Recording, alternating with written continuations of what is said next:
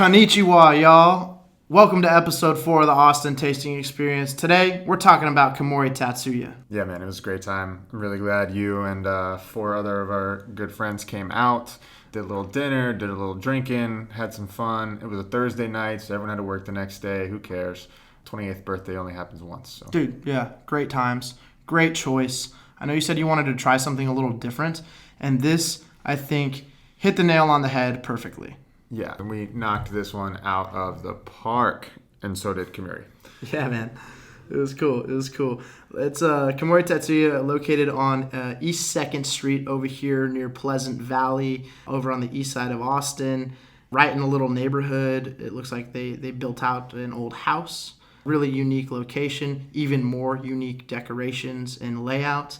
Very special menu. All stuff that I'm excited to really talk about as we jump into it. But again, you want to try something unique, and I think that this meal absolutely encompassed all of that. Really cool spot, again, in the neighborhood. As we walk in, they have a little bar up front where you can order a beer while you wait for your friends. So grabbed a beer, had some good conversation with some friends that I caught up with. And then they sat us at our table. As we walk in, everyone says hello to us in Japanese. And they said it's at this like little corner round table that is perfect for, getting a small group together to celebrate something like a birthday or a promotion, or even just like a small team dinner, I think would be really good at that little spot. One thing that really stuck out to me was the service. At first, it was like a little bit slow to get started. Yeah. Because they didn't come right to our table, and I was a little bit concerned. But then the waitress really made up for that. After she took our drink order, she brought that first round of drinks, also with some complimentary appetizers. Karaage chicken. That karaage chicken was absolutely fire with that extra crispy outside, juicy inside. Those went really quick.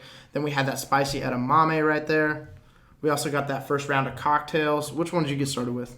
Yeah, I started with the Haze and Confused. There's a little Suntory whiskey, some mezcal, hopped pineapple, some allspice, and topped with some coffee dust. It's like really smoky, a little bit tart. It was a really good flavor, really nice way to start it out. What about you? Yeah, man, I had that Long Island, so that was just kind of their twist on a Long Island iced tea. So it had that spiced rum, some tequila, some cold brew tea, as well as some vodka. And the one thing that I want to call out about the drinks is the pours were quite heavy. Yeah. Because it definitely left that place with a nice little buzz as we went into the evening. We also had that second drink was that Puff Pass, which was pretty fun because you actually have to have a partner to order this drink. It requires 2 people, just because it is kind of a large drink. They serve it in this really cool cup that's in the shape of a puffer fish, and that's the sweet potato soju rum. Pecan grapefruit with the 5-spice bitters.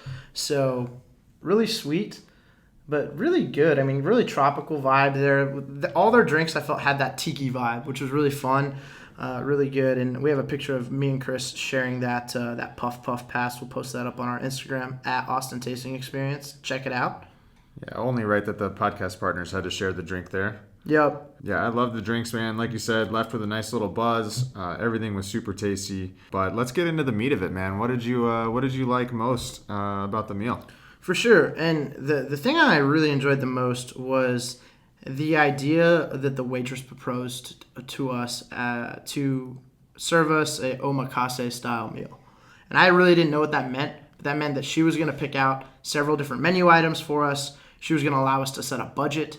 And she would bring out some of the house specials, some of the most popular ordered items for us, which really I have a lot of respect for anyone in the service industry that makes those recommendations, and that's what I seek out because I want to experience the best of the restaurant. So I really have a high respect for that, and I love when someone takes that initiative and says, I will tell you about our best things. So that was really great, and I thought that was the best way to kick things off because I was a little overwhelmed. I wanted to order a little bit of everything, first of all. And so with this, we were able to achieve that. And I thought she started off great with the most popular menu item, which were the spicy pork ribs with those pickles. Oh my gosh, dude. Those are fantastic. You know they're good because when we ordered it, the kitchen yelled this was the last order coming out for the night. That gochujang pepper rub that had that nice spicy heat to it. Man, it was so good. And just to echo you on the omakase, man, that really made the night, aside from just like being there with your best friends. It's the most unique meal experience I'd had in a long time. And as like a former service industry person myself, I know that I would enjoy being able to pick stuff for people and them love it and have a great time. That makes your job so much more fulfilling. And so I think that really goes into why the service staff really set themselves apart. Yeah, no, it was the best because also once we like told her, yeah, we're going to go with that omakase style, we really got to enjoy our conversation with each other, enjoy our drinks, and they kept bringing things out. They would pause, explain what they were bringing out, and ask if we had any questions or anything, and also give us like recommendations on how to eat the food too. Yeah. Like, for example, that fish collar came out, and they said, hey, be careful. It's going to be pretty warm on the inside, but it's definitely best to go at it with your fingers. So we did. And that one for me, I mean, while it was a great presentation and definitely fresh fish, it wasn't necessarily my favorite thing just because I felt like maybe I hadn't had that specific part of the fish before, or just was a little bit too fishy for my own palate.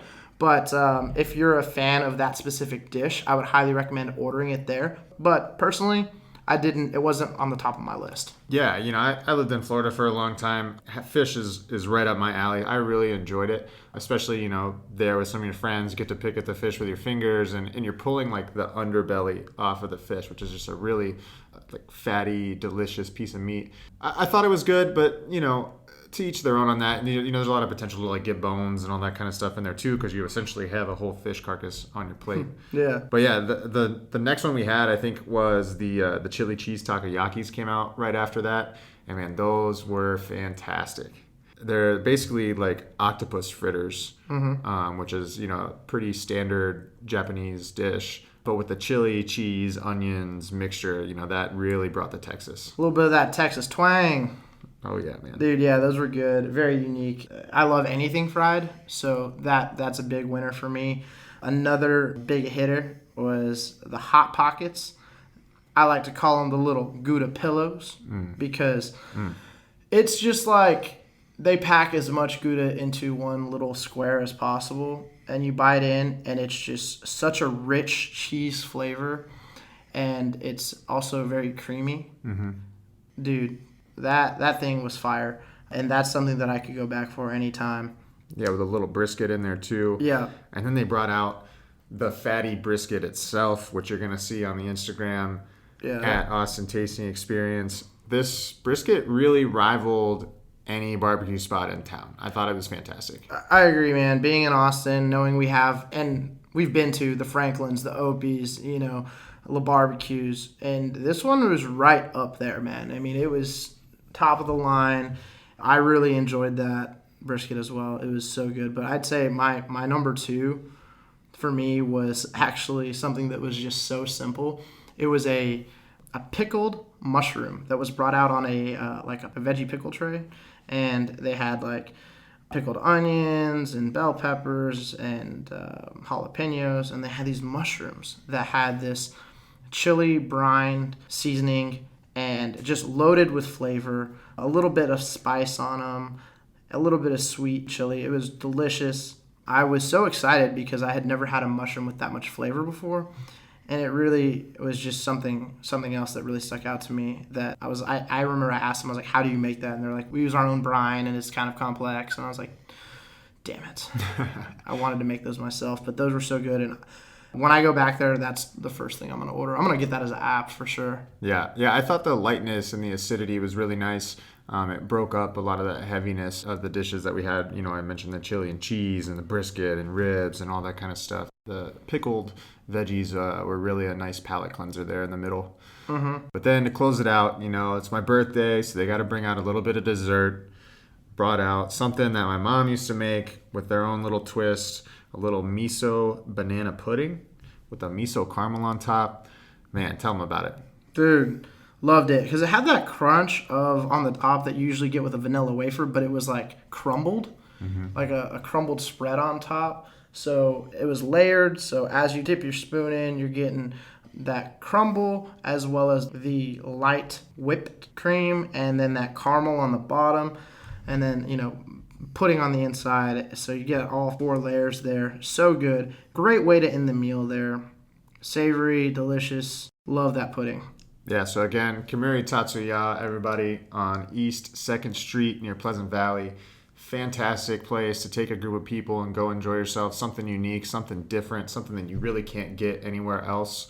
Check out the Instagram for pictures at Austin Tasting Experience and hit that like and subscribe.